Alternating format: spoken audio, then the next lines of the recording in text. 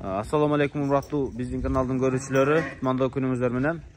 Ардактуу көрөрмандар, сатыла турган 3 баш кой бар.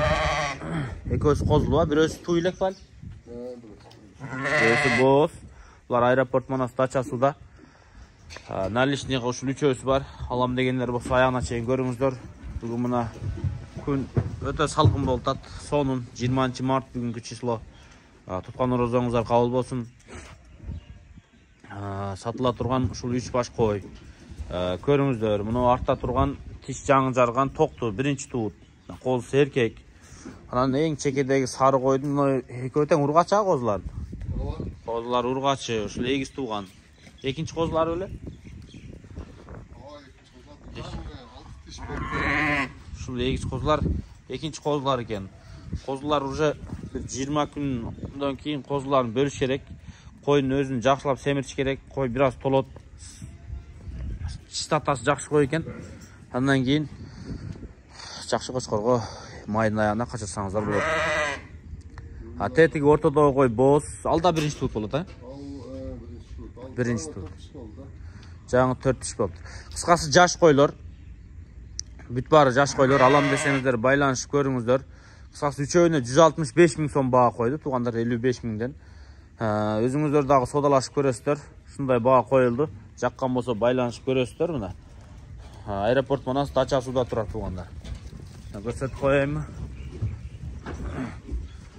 Ушул койлор туугандар. Конечно, коз эмизгенден кийин койдун вити кетип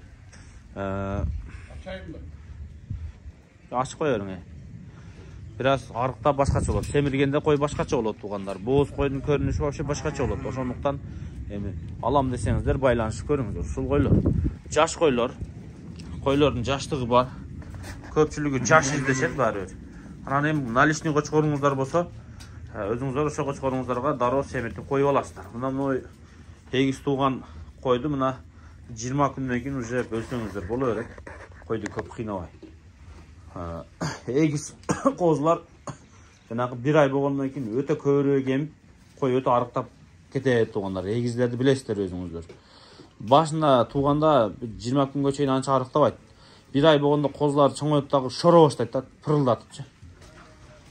Жаш ургач козулар. Мына козуста светлая коз болот экен. Чоңойтуп жем берип, жакшылап карап чоңойтуп аласыздар. Булардын атасы эмерайлы да.